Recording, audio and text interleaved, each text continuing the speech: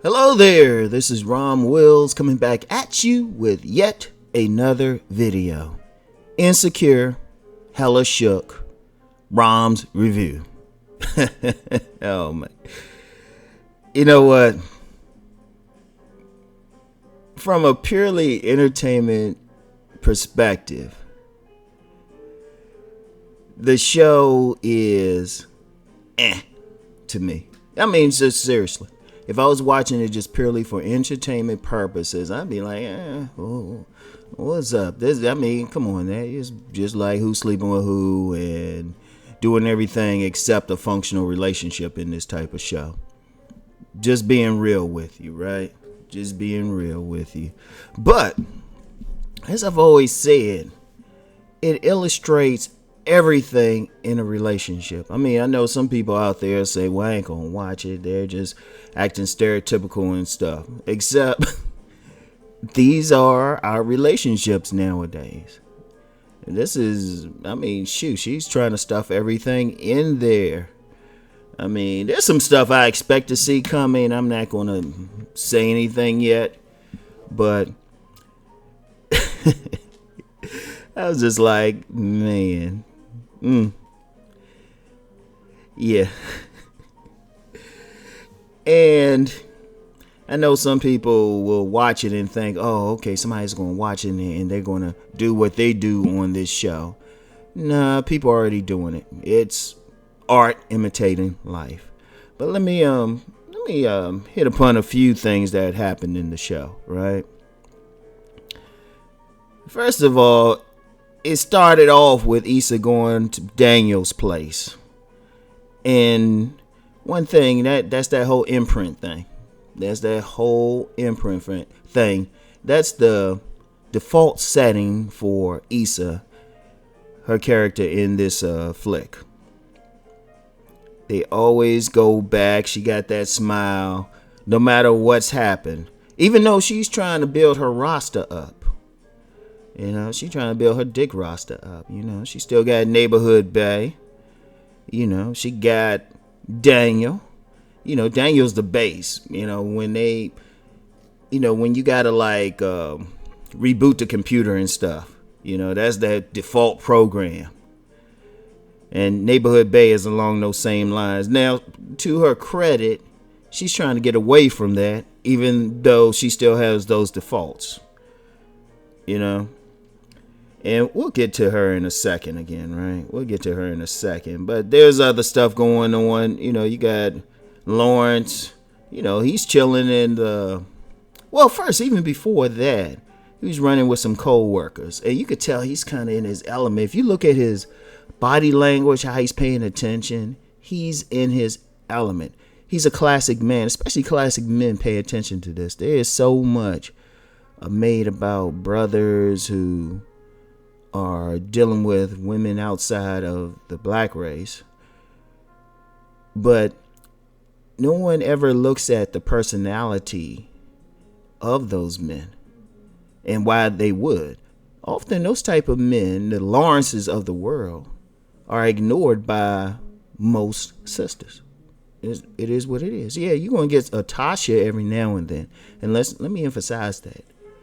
Every now and then, who's going to look at him and like, oh yeah, you know, this dude is it. That's going to happen, true. That's going to happen every now and then. You know, because in real life, a fine sister like a Tasha wouldn't really deal with a Lawrence type. If you're a Lawrence type, nah, she might just call you corny or something, just like the bougie sisters will. All right. But anyway, we first see him running with his co-workers, and then later on he's in a jury waiting room going through his phone, where he happens to see a social media picture of Issa with Daniel. And then, you know, later on he's checking out Daniel's page and everything, and he's thinking, damn, you know, she done gone back to that dude. That was some real stuff right there, because fellas, y'all know. I mean, actually... that's both ways, though. That's both ways, because Issa, she was checking out Tasha's page and everything. And, you know, She's doing that whole thing. And men and women, y'all know y'all be doing some stalking on social media. You be trying to say, damn, who liking their picture? Who they hanging with? Who they taking a picture with? All of that stuff. It's amazing how much social media has become a part of the culture. It really is, right? So, I'm gonna say my favorite for my favorite character throughout this whole thing, because we get more of an insight into who she is. Because I said, and that's Molly, and I said I was going to do a separate one for Molly, but so much went on with her. It was really interesting because it's, to me, I'm gonna be honest. To me, I'm really starting to like Molly's character the most, and I'm saying character because out of all the characters, in my opinion, Molly has the most layers. She has the most layers to her. But let me get into that in a second. But there was that a couple more things with Issa. Issa meets Rico. And I guess she ain't want to go full white guy, so she gets Rico. I want to say Rico Suave.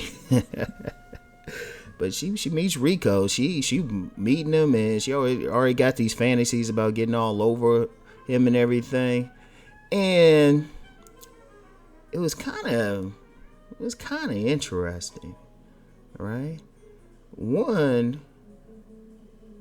Well, now I'm gonna leave that out. That's gonna take another conversation. I'm gonna leave an obvious part. I'm gonna see if somebody else bring it up.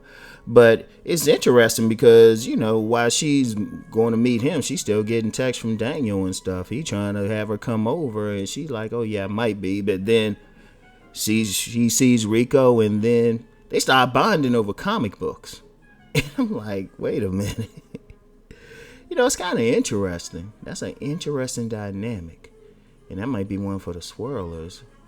It is like, oh, they could bond over comics, but then, when she met the nerdy, guy with Lawrence's energy before, he just kind of rejected her and everything. But then this guy, he accepts her natural hair, all that stuff. And plus they can talk about comic books. And then, like, at the end of the day, he just grabbed the check and everything. And I'm like, wow, this is good propaganda right here. And I'm going to get in, one thing I'm going to do a book review on this book by Edward Bernays, Propaganda. Because despite me saying earlier that this was all art imitating life, don't think there isn't some propaganda going on in this joint, right? So anyway, and he, they had plans to get back together, let's do this again type of thing, right? But, and then later on, Issa gets into an accident looking at a dick pic from yet another, what she called potential bae. And she's so busy paying attention to that, she runs into something. And then it's funny who she called. She called Daniel. Daniel is interesting, and I did a video about this, like the unfulfilled good bar. Yeah, got the body, got the looks that women go crazy over. You got enough street cred and everything. That this good bar dude really probably wants her for more than what's he getting. I mean, he's settling for what he's getting, but he probably wants more. And it was just like his concern, like, you all right, baby? Look, I'm coming to get you and all of that. And he does all of that. And she's still like, well, yeah, we can see other people. And it was like, Earl, okay, fine. Lawrence is rolled out. All right. You trying to be on some hoe shit, and then you got a guy who you had cheated with on the guy you were living with, showing some real concern, and you ain't even picking up on it. You worried about that roster thing. And, that's something for real life with some women. A lot of women just... they talk all this stuff about what men do, but a lot of women will blow that guy who's not even a decent guy. They could have a good bar type and still be like, well, I'm gonna be liberated and all that stuff. I'm gonna be out here get my roster up. I was like, man, no. Then but that's it for that. Like I said, now normally I said I was always going to save Molly for a separate show, and I've said that a couple times. But you know what, Molly's interesting. Like I said, I'm liking her character more so than the other ones because it's showing more of a depth. You know, I ain't seen that same depth with honestly with the other characters. Yeah, it's there, but when you get not to the level of Molly, because now we get to meet her parents. They've been married 35 years. You know, we get to see her family and everything. You know, we get to get a idea about what drives Molly. Now, one thing, Molly's a 92 octane. You know, she worked her way into a higher class. Now, yeah, she still got that, regular working class hood thing going on, but, we get to see what drives her. And one of the things that drives her is thinking her parents had the perfect wedding, marriage. And, they were doing their vows, but at some point she finds out that her father had cheated on her mother. And then, but they were still together. Now, I thought that was important pretty much because I hope a lot of people didn't miss that lesson. Like, there's nothing perfect. And, just that, and I've noticed this with a lot of high-striving sisters. I've noticed this, especially if they came from more humble a background. There's a tendency to seek perfection or assume perfection, like magical thinking.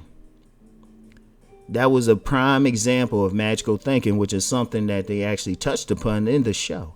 Like, okay, yeah, they just had this perfect wedding, a marriage, and they just lasted 35 years. And, it was, Cosby in the working class neighborhood. And no, then this is real life. Things are going to happen in a relationship. Things are going to happen in a marriage. People are going to make mistakes.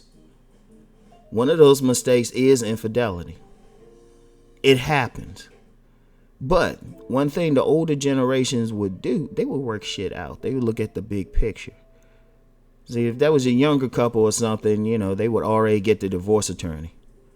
But it's a funny thing, and this is some real life stuff now. I've seen a lot of couples break up. I've seen a lot of couples. Remember, I know a lot of people. I don't spend all my time on the internet or doing videos or watching videos. As I said in one video, I get out here and talk to people. And, you see, I've seen a lot of couples. It was like as soon as it could be the smallest thing, all of a sudden they're going.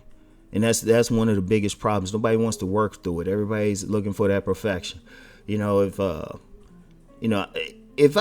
did a video talking about just some of the reasons I've been told, not even over the internet, but by people I could reach out and touch, I can sit in their presence, look in their eyes on why they broke up with a particular mate, it would sound stupid as shit. Especially in this day and age. But that's what people are doing. And I thought, that's one thing they would do back in the day. They knew stuff would happen, but they would work around. They would work it out. They would look at the big picture. And Molly's parents were an indication of this. But it done totally messed her up. Still totally messed her up that, Dro was still trying to get back into it, right? Still trying to do something with her. And, Dro ends up taking her home and everything, right? Driving her home. Driving her shit home, too. And all of a sudden, they end the episode. Dro in there getting it. And she got that blissed out look on her face. Ain't the like the way she had with other sex scenes and everything. I mean, I give it to her. She played it out like, damn, this is it. And it's interesting for this woman who wanted what she thought her parents had. She deals with a married man, an available man. So it'll be interesting where that goes. That'll be interesting. And just overall with the show, I'm gonna be honest, it was just like, really? And this is more of a political statement. Shows like this can be entertaining. They really can. But there's a lot of people who are watching this stuff because really it does represent real life. But at the same time, it can influence real life. Now, if I'm watching this, because I think I said in another video, if you want an idea about the culture of a particular group, look at their entertainment. And this is probably the hottest show, black orientated show on TV right now. And if you were to watch this, if somebody were to study this history, study this like 300 years from now, and they say, okay, what was going on in African American culture? And, they would look at the entertainment. They would think, well, damn, did y'all have even a concept of functional relationships? Or is it a bunch, if it, instead of we and trying to build a family, it's just a bunch of eyes going around just like, I don't know, sharks or something, just looking for the next kill? Seriously, and I'm thinking this. I'm like, damn, yo. I mean, the only, other than showing Molly's parents, the only other functional relationship is that friend that, in that group of women that, Issa's crew and stuff. And even then, you haven't seen that couple, actually in a scene together yet. Or if it was, it wasn't memorable. And so think about that. Think about that as you watching it. Because, like I said, for entertainment value, I probably wouldn't watch the show. But for propaganda value, I'm like, wow, there's some deep stuff. And you know what would be nice? It would really be nice if there was a show to really balance that out. Okay, yeah, let them do that. But then another show where it shows a black man and a black woman working together to build something. And you know what? One day, because Rom has ambition throughout the roof, I'm gonna show that type of show. I'm gonna find a way. I'm gonna find some directors, producers, people know what they're doing, some backing, and say, hey, let's put together something like that. It ain't all about the game, yo. Ain't all about the game. So anyway, that's it for today. I'll talk to y'all later. Peace.